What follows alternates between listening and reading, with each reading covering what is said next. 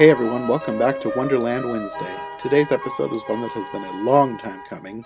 I think we planned to review this one many times over the last few months of 2018, but things always came up and it just never happened. Until today, or last December, when we actually recorded it, but I've had too much going on to actually edit this one. Unfortunately, we recorded this not long after we recorded the first episode of December's Christmas Carol Countdown, which, if you saw that episode, it had very poor audio, due to the fact that I was using a new computer and I didn't realize that it didn't recognize my microphone as a microphone. And I didn't realize that until after we'd also recorded this episode, so this review also suffers from poor audio quality.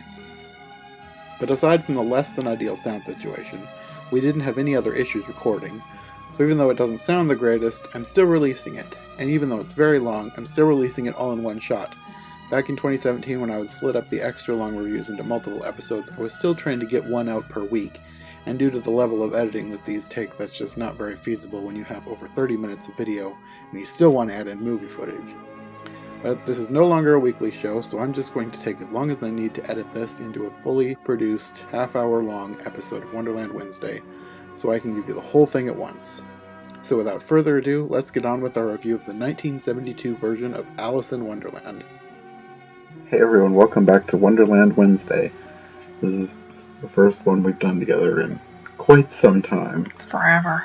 And it's a very long-awaited episode because I don't know how many people have requested that we review the 1972 version. And I have mixed feelings. What did you think? I think it's pretty normal for us to have mixed feelings about an Alice. That's true. I liked a lot of the design choices, but there were things here and there that I thought were weird and they could have done without. I think my main criticism is that there's a lot of unnecessary music. I think it starts out pretty well. You have a lot of credits at the beginning. If you forward through them, you're not missing anything unless you desperately want to see names. That's what IMDb is for. And the beginning is fine. They're in the boat. They're having their picnic. Another thing that I liked was how they started the story with her making a card pyramid and her sister waving a daisy chain in front of her. And I think it really helps tie in the cards later on, even though I don't remember that from the book, but I thought it was a nice touch. Mm-hmm. Starts out creatively and then gets kind of slow and weird but creative. And then the rabbit hole is slow, but I think that can be a slow scene. And I appreciated some of the detail that they put into that. Sometimes it's really basic. And they the important thing for that scene is detail. Yeah. The more detail, the better. My favorite thing was probably some of the stonework in the tunnel and prehistoric artwork, which we've never seen before, like cave paintings, and that was neat. The fall could have had more detail, but it had way more detail than so many of them had and felt fairly true to the book. There was a fair amount of dialogue that was from the book. Mm-hmm. Stylistically, some of the things seemed quite 70s, but they did include enough Victorian things that it didn't feel completely over the top. Mm-hmm. There were 70s touches that I could have done without, like the color combination on the Mad Hatter. He had no problem with it. I thought it was gross. It was like Grandma's basement. I think our grandma had a better basement than that. I'm just saying, in general. Grandma's basement. In general. They deviated from things right from the start. There was singing where you wouldn't normally have singing, which I would be fine with, but they had so much singing, and some of it didn't necessarily make sense for the context, like maybe 5 seconds worth of singing about whatever, instead of, oh, this is happening, let's sing a song about it. And they used that to change parts of the book. Like the mouse is giving her this whole lecture about timing in life that I remember nothing of in the book. So you did keep some of the regular sequence of the book, but with changes sprinkled in there. Like, the rabbit tells Marianne to go to his house. You don't have to have a whole song about how she's not this girl and she's not that girl. You just go to the house. Mm-hmm. On the one hand, it partly did make me smile. That's one of the things going for this movie, is that it's a little bit surprising. It can actually make you chuckle, which does not always happen with Alice. Sometimes it's just so weird. And I love Alice, but people do go kind of crazy with it sometimes. And they definitely took liberties, but they also included things that aren't always included, like when she does go to the house and the rabbit falls in the cold frame and you have the guinea pigs. I appreciate that they actually included that. Bill was gross. Bill was my least favorite part of this. And Bill doesn't lose his tail that I remember, and yet you have him wandering off with a nub. One of the things that I did love was the interior of the rabbit's house. The wainscoting. Like, I could stay at this house. It was so cute. I mean, there might have been a little 70s woven in there, but I felt like it had some Anne of Green Gables 1985 Megan Follows version charm. And I appreciated that a lot. Also, forgot to mention, the shrinking and growing was some of the best that we have seen in a live version. Especially for the time period, because there have been other versions made around the same time that didn't look very good. This was really well done for the time, for what they had to work with, like no CGI. And at this point, I can't even remember all of the shrinking and growing scenes that we have seen, but this one, when you're watching it, does stand out as being good. The caterpillar, is it just me, or it just felt slow? I don't think it was just you. A lot of parts in this felt slow. Which is weird because it was an hour and a half long, and I feel like that's shorter than a lot that we've seen. They were not true to the book with the caterpillar. I felt that the caterpillar, even though his costuming was decent, was slightly unmemorable. He could have been grumpier. He could have yelled. He wasn't one of the more memorable caterpillars. It was okay, even though true to the book, but I was okay. I was kind of okay that they weren't totally true to the book because I was kind of ready for the scene to be over. Then they decided to include Tweedledum and Tweedledee, which seemed to be played by identical twins. And it was weird because all of a sudden it's autumn and there was this atmosphere that was okay and yet not quite okay. It wasn't as aesthetically pleasing to me. I don't know. They were just kind of dancing around. There was no Walrus and the Carpenter. It was mainly focused on them having a battle. And the whole scene just seemed like it was shoved in there for no reason. It just wasn't right. I thought that the people portraying them were good. I thought that their accents and the way they were delivering their lines, it was good. I just don't feel like they did the scene right. I don't have a problem. I think that those people portraying those characters, if written a little bit better, would have been so much better because I enjoyed having their accents. Proper British accents. That's another thing going for this. All the different accents in it. And you know that it's not, at least if they were faking, they did a really good job. But since it's a BBC production, I'm assuming that you have the proper British accents. And then it happened. Sometimes you watch creepy things and you're fine, and then every once in a while you hit something that's just strikes a chord. And for some reason, okay, first off, it's like becoming this really creepy storm, which I don't know how disturbed I was, but once again, not aesthetically pleasing. If they were going for the creepy effect, I think they were building up nicely. And then all of a sudden, this giant crow, which does belong in this scene, is coming into the camera, and I'm looking away and then looking back at, like, creeped out, and they're doing this close-up of his creepy head with his creepy little eye. I got up and walked away. I was so creeped out. He was fine, but for some reason, I already have this thing with black cloaked figures, and this scene, I think, was already making me think of Hitchcock. I don't know what all accumulated in this, but it was so creepy. I was already thinking before we got to this scene that, oh, if I was a little girl, the music in this would probably help carry this movie for me. The extraneous music that doesn't belong there would help carry it for me. If you show this to children, please do not show them the bird. Just forward through the bird, because they might be like me and be totally freaked out, and they might have to sleep in your bed, and it'll be your fault because you watched this really creepy scene with them. Your fault, not theirs. You. She must have very strong feelings about this girl. I do. Oh my goodness. The Czechoslovakian version, that was pretty good with that. The little creepy skeleton people dragging Alice off, that was wrong. That was creepy, but I was pretty okay.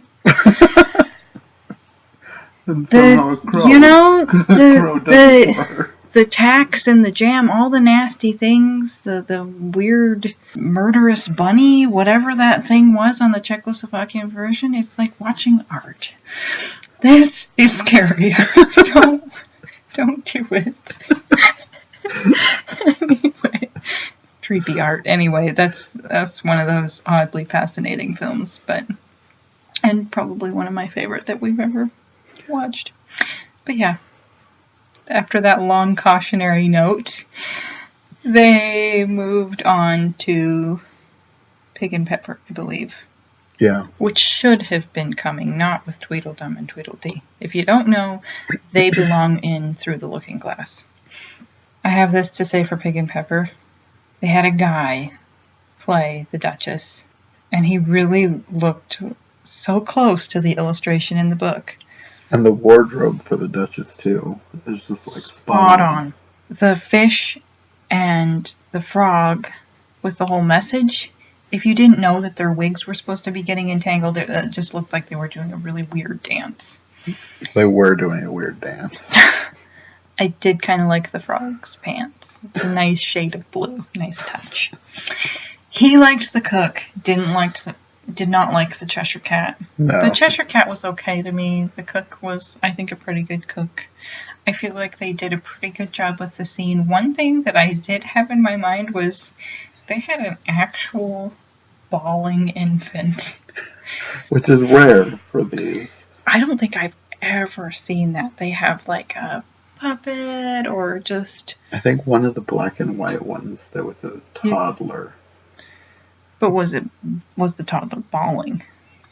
This child... I don't think so. I don't know if they just waited until this child needed its diety changed and then like, okay, roll the scene. We are ready. I don't know what was going on there, but that child was beet red and very unhappy, but it might have been because he was being held by that man in that outfit. I don't know. This man's giant hat scares me, Mother. You're not my mom. Anyway, the pig transition was pretty okay. I don't think it would have been disturbing to you. It wasn't disturbing, it just looked weird. I feel like they could have done better, but it was fine. Yeah. The pig was cute, as usual, whenever they have a real pig. And we kind of move on from there. That scene, I feel like they did that relatively well. And the Duchess was pretty much spot on. Mm-hmm.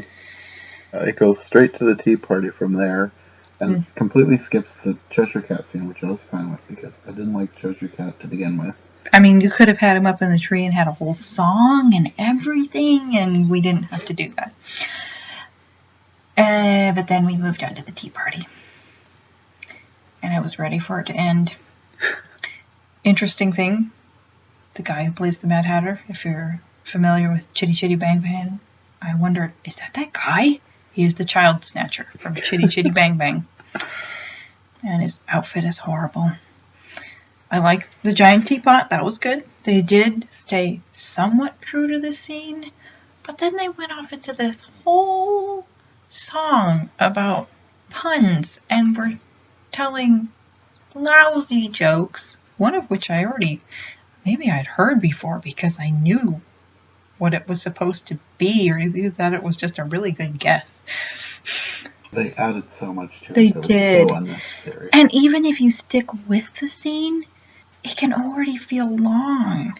Mm. It's probably best when you actually read it out of the book. It's one of those that's probably hard to fully act out and make entertaining. Unless you have, like, excellent actors, and these were only fine actors. And at some point, it was over with, and that was okay. And I think it did make me chuckle, but it just dragged out too much, and they added too much stuff. They just needed to pare it down and keep it punchy. I don't know. Get rid of the music. But you could say that for most of the scenes in this movie. Get rid of the music, it'd be better. One touch that I thought was cute was when he's singing Twinkle Twinkle Little Bat. You can see the March Hare covering his ears and listening like, are they still singing? No. So that was cute. I think after that she did end up back in the Hall of Doors like she's supposed to, and she ends up in the beautiful garden, which is an interesting bubblegum pink as far as buildings, and they have flamingos, and it looked very 60s, 70s-ish. Once again, you are in England. Couldn't you have gone to some really cool estate and showed us that? But hey, your style choice. It was not horrible. It was creative. They had that interesting heart-shaped piece in the lawn. There were probably at least a couple of those cards that were pretty cute. I wondered if you were going to say something about that. Are you picking up like, oh, they picked handsome guys? She's probably going to say that they were cute. Well, there were cute guys. But anyway, painting the roses. No, they were fine. Yeah. They were fine. They did okay with that scene. And one of the best parts, I think, for you, and I would agree, is how they styled the cards, period. This whole scene, the costumes were amazing.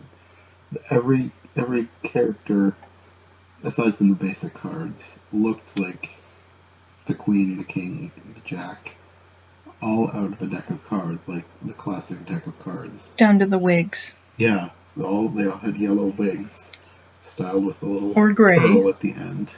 And the King, I think, had gray. Mm-hmm. I'd say the Queen was pretty good. She was not the most obnoxious queen that you could ever have, but she still delivered the character, and without being too subtle or too over the top. Could have done with a little less singing about beheading people, but... She did actually get a little bit gory about it. She did. And the Cheshire Cat does make his appearance. Acting like they're friends, even though they never spoke before.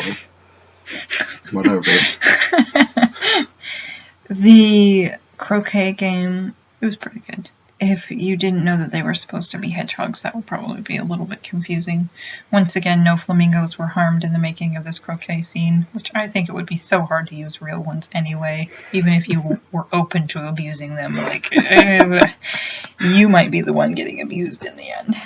They have a brief bit of the scene with the Duchess, but... Very brief. But you don't get the whole ramble about morals that tends to be so funny. And that one could have been an actually funny, amusing song, and they didn't. You're right, they could have, but maybe that guy couldn't sing. Of course, I don't know how much stopped them with the Mock Turtle and the Griffin, because the Griffin had this squeaky voice, which I think maybe they were just trying to be funny with that, or maybe they didn't care. It looked like the Griffin was supposed to be a parrot, and I thought he was doing a parrot voice. And it was bizarre. The Mock Turtle, if you don't know what it is, you're like... Once again, he looks kind of like a Satan creature. But they didn't have full-on horns. Like, he has that reddish head that just doesn't look... I didn't even think about it. He just looked sort of like a weird mutant. Their costumes... Honestly, that can't be the worst Griffin we've ever seen, even if he No, it's definitely not the worst. Even if he wasn't. It just wasn't the best. And the singing, I guess, was okay, but if you're going to have all that singing, you could maybe have people that are really good singers so that you can enjoy it, but whatever. I think it was okay if you just take it as comical type singing, character singing. however you want to put that. And then the rabbit comes along, as we have seen before, and it's time for the trial. I'd say that the trial was one of the best scenes out of the film. Definitely. I think they kept a decent amount of the original flavor. You had the whole jury box, you had her growing, you had witty lines thrown in there, you had, of course, the good costuming on the king and the queen. And the Mad Hatter actually had a good scene. I actually liked the Mad Hatter much more in this scene than I liked in what's supposed to be his main scene, the tea party. I liked him a lot better in the courtroom than I did at the tea party. The bite out of the teacup wasn't majorly creepy or anything. No, it was fine. I liked that. There was some witty stuff in this scene, and we both loved the part where the guy hands him the scroll instead of the trumpet, and he kind of biffs him for it. And it was, I don't remember that from the book, but it was a nice touch. Yeah. It was a nice little surprise. There are these different things, like I said, that they add in there that aren't necessarily there, but they were fun anyway. Mm-hmm. And I suppose that's okay with as many times as we've seen these. Yeah. One thing that I applaud them for is, how you have the rhyme in there, the poem that's supposed to accuse the guy about the tarts. When they said that it was a song and they're acting like it's building up to him singing it, that could have dragged out. It could have totally taken the air out of the poem, but he kept it. He moved it along at a very brisk pace. He moved the song at a brisk enough pace, and the tune was decent enough that it worked. Mm-hmm. And probably helped some people to hear the words better than you would have if he was just reading it off, which I approve of just reading it off. But if you're going to sing it, I think they did a good job. And shortly after that, she gets in trouble. The end of the dream. The card thing, you're only a pack of cards. Didn't she say that? She said it earlier, too. Did they have the cards falling upward? No, it was more like a very random close-up of, every character. Yeah, that's right. They kind of it was supposed to be creepy, but I don't know, it was just always odd. They just kept panning around to different people being upset, and then you were back on the bank. And when she's back on the bank, and they're going home, there's this whole song that she's singing, but you don't see her singing it, it's just overlaid, about someone helping her see this other self of hers. If you didn't know any better, it would sound like a love song, but I suppose it's supposed to be Doddridge helping her see this other Alice. I don't know. Did you like the end song? I didn't really pay attention. Okay, well, I was absorbing that, and I like it when they have his poems. I think that works really well if you start and end with his poems. And they didn't do that, and that was their choice. I don't know how fitting the song was. It sort of fit, but if you had it out of context, it kind of sounded like a love song, which it's not. Like I said, I like it when it begins and ends with the poems. Any finishing thoughts before we take our evening nap? All in all, this wasn't a bad version. I don't think it was one of my favorites, but I think it's still worth watching. It made some odd choices, but it had a lot of good design work in it. And even though I really didn't care for the music was not horrible. I think if you're okay with deviating from the story, which honestly, it stays true enough to the story that I would call it a relatively acceptable. I would call it a relatively acceptable version. They stuck pretty close to a lot of the flavor and a fair amount of the sequence, a decent amount of the dialogue. It's enough that I think it passes as one that we could recommend. I think for people who do know the story, it offers a little bit different take that is amusing. I wouldn't call it one of my favorites so far. I think that I would recommend the 1980s BBC version over this one with the redhead and the pink dress. I feel like maybe that kept even more of the flavor of the story. I think if you are watching this with children, maybe this would keep their attention more than other versions, some other versions that are more true to the book because of the music, just skip the bird. And you're fine. And I don't know, it depends on how seriously they would take the queen, but she never does behead anybody anyway. And they say that. They had the king going around pardoning people. As soon as they were sentenced to death, he would be like, "You're pardoned." They had one little part where he's like holding up a scepter, you get pardoned. Yeah, like there was little amusing touches in there. So even though this isn't one of my favorites, it's still worth it, I think. I think it's an okay version. I'm sorry if I'm not being positive enough for the people who really like this, but for me to say, okay, people can go ahead and watch this, and I'm not just saying something like, well, if you like the 70s. I think for an Alice, it's an okay version to check out. And it does have details that are actually from the book that other versions are missing, along with the witty add-ins. Now, if anybody knows of a version where the Alice is actually played by a 7-year-old and it's an accurate portrayal of the story, let us know in the comments. Because we were talking about that today. This one was around 15, 16 and very much looks it. And I know that there are talented child actresses out there. This has to be a thing. And the only one that I can think of who actually looked like a 7-year-old was in that weird Czechoslovakian version. So, let us know if you know something that we don't know. Well, I think that's going to be all for today. We have no idea what we're going to be watching next, but if you have any recommendations for things for us to watch, other requests that you really want us to check out and review for you, then let us know in the comments, because we're looking for suggestions. We have some ideas of what we'll watch, but if somebody really wants us to talk about one, we can look into them. Yeah. Not sure when the next episode will be. It's been like, I don't know how many months since we've done one together. Yeah, so there will be more coming. We just can't say when. Sure. So we'll see you next time then. Bye.